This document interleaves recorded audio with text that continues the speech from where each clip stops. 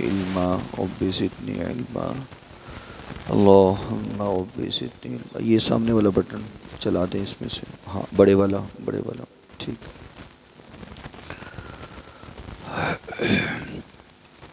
कुरान मजीद की नासिख और मनसूख आयात के बारे में हम जान रहे हैं और इसकी पहचान कर रहे हैं कौन कौन सी आयात मनसूख हैं और उनकी नासिख आयात कौन सी हैं और मनसूख वो किस वजह से हैं। आज जो आयात आप हज़रात की खिदमत में पेश करनी है ये सूरह बकरा की आयत नंबर 183 और 184। ये दोनों आयात मनसूख हो चुकी हैं। 183 नंबर आयत भी और 184 नंबर आयत भी दोनों मनसूख हैं। और 183 नंबर जो आयत है इसकी नासिख जो आयत है वो 187 नंबर आयत है और जो 184 नंबर आयत मनसूख है इसकी नासिख आयत जो है वो 185 नंबर आयत है। नासिख और मनसूख का तो आपको ज़हन नशीन हो गया होगा। मैंने बारहा बताया है कि मनसूख वो आयत होती है जो कुरान मजीद में आयत मौजूद तो है लेकिन अब उसके अहकाम जो हैं वो मनसूख हो चुके हैं, उस पर अमल नहीं होगा। और नासिख उस आयत को कहा जाता है जिस आयत की वजह से वो आयत मनसूख हुई है या उस आयत के बदले में जो आयत आई है उसको नासिख आयत कहा जाता है। तो 183 नंबर जो आयत मनसूख हुई है इसकी नासिख आयत 187 नंबर है और 184 नंबर जो आयत मनसूख हुई है इसकी नासिख जो है वो 185 नंबर आयत है। अब चूँकि ये दो आयतें इकट्ठी हैं हम आज के दरस में इनके बारे में जानेंगे। कल के दरस में इंशाअल्लाह फिर आयत नंबर 183 को देखेंगे, उसके अहकाम क्यों मनसूख हुए हैं। ये दोनों आयात जो हैं वो रमज़ानुल मुबारक के हवाला से है। जो आयत नंबर 84 है आज हम इसकी तफसील देखेंगे। अल्लाह ताला फरमा रहा है अय्याम मादूदात, ये जो रमज़ान के दिन हैं, रोज़ों के दिन हैं, फरमाया ये गिनती के चंद दिन हैं। फ़मन कान मिनकुम मरीदन औ अला सफ़रिन फ़इद्दतुम मिन अय्यामिन उखर, तो अगर कोई बंदा मरीज़ हो, बीमार हो या वो सफ़र पर हो तो वो उसका फ़िदिया दे दे या उसकी गिनती बाद के दिनों में पूरी कर ले। व अलल्लज़ीना युतीक़ूनहु फ़िदियतुन तआमु मिस्कीन, तो ताकत रखने वाले के लिए वो है कि एक मिस्कीन को वो खाना खिला दे। फ़मन ततव्वअ खैरन फ़हुव खैरुल लहू, तो जो शख्स नेकी में सबकत ले जाए यानी कि हुक्म था कि एक को खिला दो, तो फरमाया फ़मन ततव्वअ खैरन फ़हुव खैरुल लहू, अगर वो सबकत ले जाए ज़्यादा को खिला दे तो उसके लिए बहुत बेहतर है। वअन तसूमू खैरुल लकुम इन कुंतुम तालमून, फरमाया कि तुम्हारे हक़ में बेहतर और अफजल तो यही है कि तुम रोज़े रखो अगर तुम जानते हो। इस आया मुबारका में एक तो हुक्म ये है कि कोई मरीज़ हो या सफ़र पर है तो वो फ़िदिया दे दे या रोज़े बाद में रख ले, और जो ताकत रखता है वो फ़िदिया दे दे किसी मिस्कीन को। यानी यहाँ तक हुक्म ये था कि जिसके पास पैसा है, माल है, ताकत उसके पास है, वो बीमार अगर नहीं भी है और सफ़र पर नहीं भी है तो वो अपने रोज़ों का फ़िदिया दे दे, बग़ैर किसी उज़र के रोज़ा छोड़ने की इजाज़त थी। यानी कि पैसे हैं उसके पास, वो नहीं रोज़ा रखना चाहता तो वो अपने रोज़े के बदले किसी को पैसे दे दे, चाहे वो मुकीम है तो पैसे दे दे, फ़िदिया दे दे, वो रोज़ा ना भी रखे तो खैर है। क्योंकि मैं आपको ये बात पहले वाज़े कर चुका हूँ कि बहुत सारे अहकाम जो हैं वो बदलते रहे हैं वक़्त के साथ साथ, क्योंकि पहले रोज़े इस तरह रमज़ानुल मुबारक के नहीं थे। अब चूँकि पूरा महीना हम रोज़े रखते हैं रमज़ान का, पहले ऐसे नहीं था। पहले हुक्म ये था कि हर महीने में 3 रोज़े रखे जाएँ, हर महीने में 3 रोज़े रखे जाएँ और अशूरा को रोज़ा रखा जाए, यानी कि हर महीने की 10 तारीख का रोज़ा रखा जाए और 3 रोज़े जो हैं हर महीने में रखे जाएँ। और उसके बाद फिर उसको बदल दिया इस हुक्म को ख़त्म कर दिया गया और कहा गया कि अब आप रमज़ान के रोज़े रखें, अशूरा का रोज़ा रखें ना रखें वो आपकी मर्ज़ी है।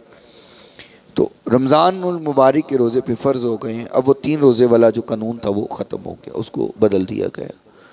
और फिर रमज़ान के जो रोज़ा रखा जाता था वो ऐसे नहीं था कि जैसे आज हम करते हैं कि अफ्तारी की और फिर सुबह सहरी तक आप खाते पीते रहें, जो मर्ज़ी करें।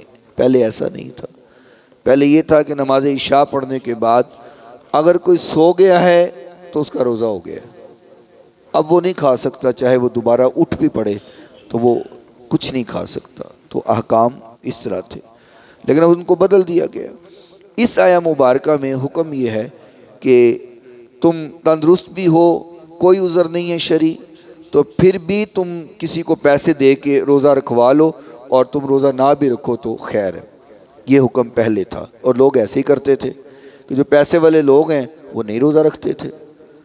मसाकीन को खाना खुना खिला दिया, उनको पैसे दे दिए और अल्लाह अल्लाह खैर सल्लल्लाहु। बाद में फिर इस हुक्म को बदल दिया गया और इसको इमाम बुखारी रहमतुल्लाह अलैह ने सही बुखारी में हदीस को नकल किया है और सही बुखारी की हदीस नंबर 4507 नंबर हदीस है। और इस हदीस में बयान किया गया है, फरमाया कि व अलल्लज़ीन युतीकूनहु फ़िद्यतुन ताआमु मिस्कीन, ये वाली जो आयत है जब तक इस पर अमल किया जा रहा था, काना मन अरादा अन युफ्तिरा व यफ्तदिया हत्ता नज़लतिल आयतुल्लती बादहा फना सखतहा। फरमाया कि इस आयत का उस वक़्त तक अमल जारी रहा जब तक इसको मनसूख नहीं कर दिया गया। और ये बुखारी शरीफ की हदीस बता रही है कि ये जो आयत है वो मनसूख हो चुकी है।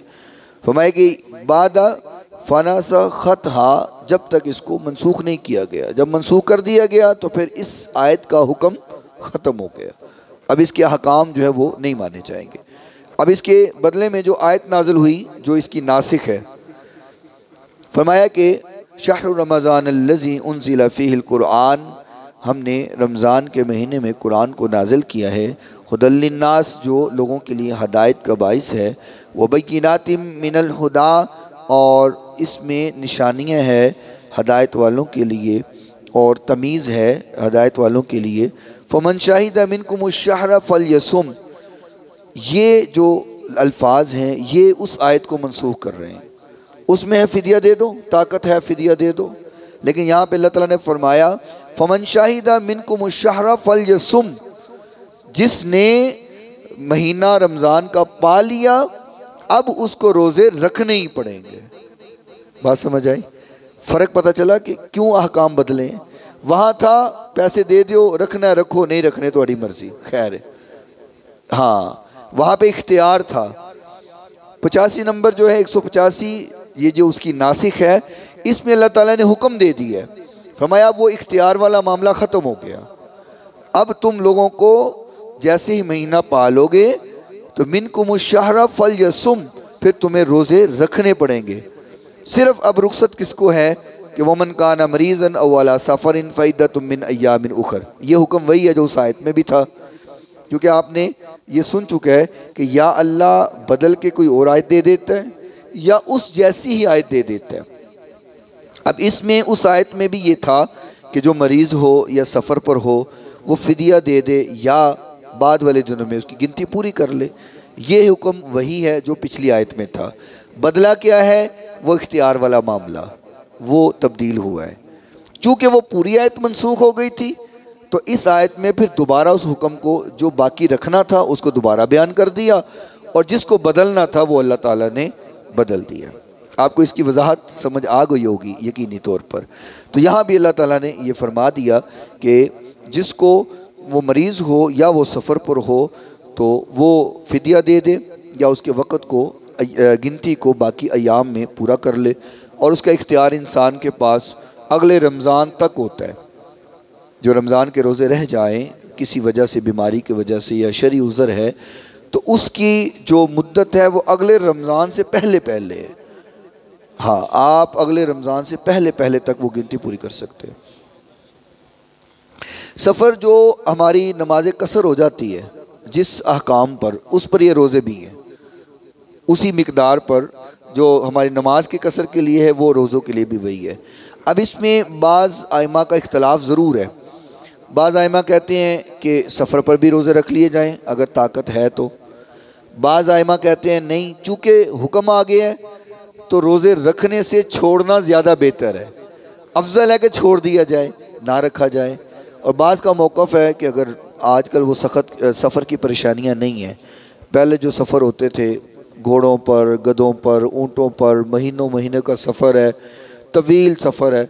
अब तो हम 3-4 घंटे में कहाँ के कहाँ पहुँच जाते हैं, अब एक मुल्क से दूसरे मुल्क में चले जाते हैं। तो बाज़ उलमा कहते हैं अब चूँकि सफ़री वो परेशानियाँ नहीं हैं तो आप सफ़र में भी रोज़ा रख लें, लेकिन चूँकि हुक्म आ गया है तो बाज़ आइमा का ये मौक़िफ़ है कि जब हुक्म है तो हुक्म को मानना अपनी राय से ज़्यादा बेहतर होता है, तो छोड़ देना ज़्यादा बेहतर है। तो बाज़ आइमा कहते हैं अब बाद में रोज़ा रखना बड़ा मुश्किल हो जाता है, रमज़ान में तो बंदा तरतीब से रख ही रहा होता है, बाद में भी बड़ा औखा हो जाता है रोज़े रखना।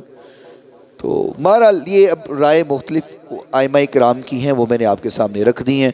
अब जिस राय को आप पसंद करें आप उस पर अमल कर लें। तो बेहतर तो यही है, मेरा मौक़िफ़ भी यही है कि चूँकि हुक्म छोड़ने का है तो छोड़ना रखने से ज़्यादा बेहतर है, ठीक है ना, चूँकि कुरान का हुक्म आ गया। जी हाँ, तो अब यहाँ पर ये हुक्म वही है जो पिछली आयत में था। आगे अल्लाह ताला फरमा रहा है कि इसको तंगी नहीं समझनी, अपने ऊपर परेशानी नहीं समझनी। युरीदुल्लाहु बिकुमुल युस्रा वला युरीदु बिकुमुल उसरा, अल्लाह ताला तुम्हारे लिए तंगी नहीं चाहता, अल्लाह ताला तुम्हारे लिए आसानी चाहता है। अल्लाह सख्ती नहीं चाहता, आसानी चाहता है, ताकि जिसमें तुम्हें आसानी हो और तुम उसको पूरा करो। लेकिन जो हुक्म है शरीयत का, जो कानून शरीयत है वो तो मानना फ़र्ज़ है, ठीक है ना, कानून तो मानना फ़र्ज़ है। अब पिछले दिनों एक नमाजी सवाल कर रहे थे कि जी वो अब कुर्सी पे नमाज़ पढ़ी जाती है तो टेक लगा के नमाज़ पढ़ें तो मकरूह हो जाती है, अब इसके बारे में क्या हुक्म है। तो इसका एक ही जवाब है कि जितने भी कानून शरीयत है वो तंदुरुस्त बंदे के लिए है, जो सेहत याबी के साथ है, सेहतमंद है, तंदुरुस्त है, शरीयत के कानून उसके लिए हैं। जिसके पास शरई उज़र मौजूद है उसके ऊपर फिर कानून लागू नहीं होता। फरमाया तुम खड़े होकर नमाज़ पढ़ सकते हो, खड़े होकर पढ़ो, बैठ के पढ़ सकते हो, बैठ के पढ़ो, अगर बैठ भी नहीं सकते तो लेट के पढ़ लो, लेट के भी नहीं पढ़ सकते इशारों से पढ़ लो। तो आसानी है ना, दीन सख्त नहीं है, दीन में आसानी है, लेकिन कानून अपनी जगह पर है।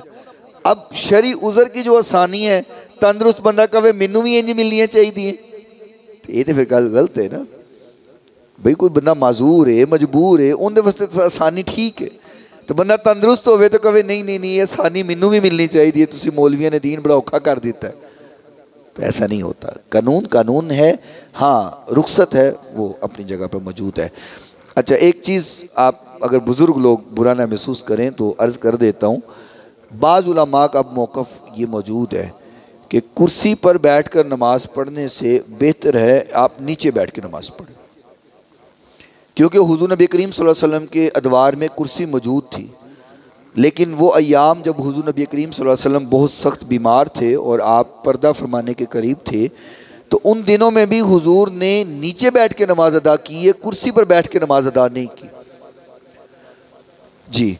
तो अब आसानी तो बेहतर यही है कि आप नीचे बैठ के नमाज़ पढ़ें, लेकिन बात फिर वही है, अगर नीचे बैठ के नमाज़ पढ़ना मुश्किल है तो कुर्सी पे नमाज पढ़ना मना नहीं है।